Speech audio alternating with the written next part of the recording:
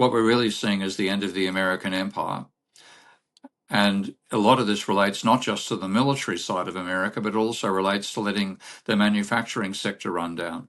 And this is something which the West in general has done. There was an attitude after Maggie Thatcher and Ronald Reagan that the future advances of Western civilization would be in services, not in manufacturing. So they didn't think it was important to have a manufacturing sector.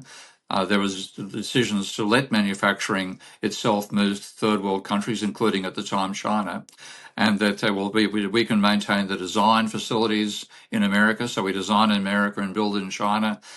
That makes America the dominant element. I think that's failed.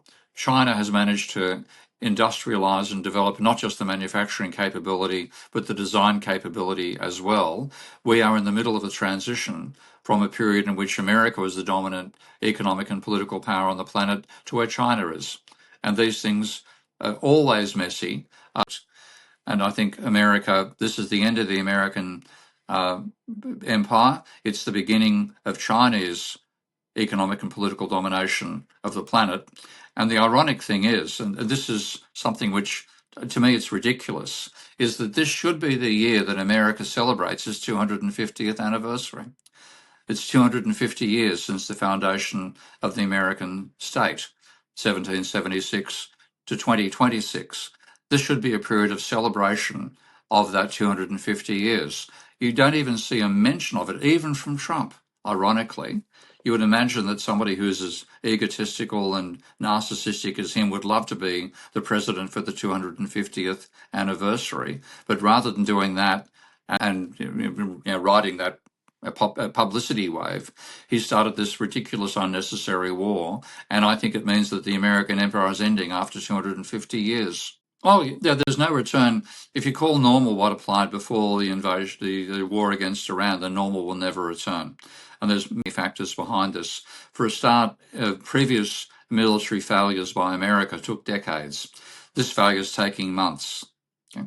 Secondly, previous military incursions like in Afghanistan, Iraq, Vietnam, and so on, didn't particularly damage the production facilities of the entire planet. This one is. We're cutting out something of the order of 10% of the global energy supply, 30% of 30% of fertilizer. It's the same of helium. Sulfuric acid supplies are being massively depleted. I think it's been done in such a clumsy way. It's affected so much of the world so badly that there will never be a time again where the rest of the world trusts America, because it isn't just a case of saying we can't trust Trump. It's also saying we can't trust the American political system to give rise to somebody as a leader who has judgment and has restraint.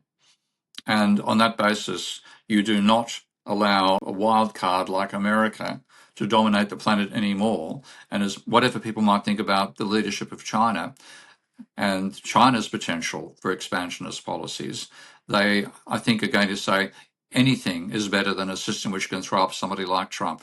You can't trust the American political system.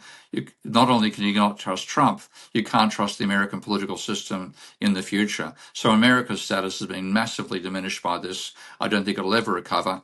And we are now seeing a transition from the American empire to the Chinese empire in real time. Well, if that's whetted your appetite to have a realistic approach to economics, then join me and learn realistic economics through stevekeen.com. If you apply and get fully accepted, and then you can use my Ravel software that you've seen me using in this video. You can talk to me and ask me questions. It's a free book bundle that's available just this week. To apply, go to stevekeen.com or scan the QR code.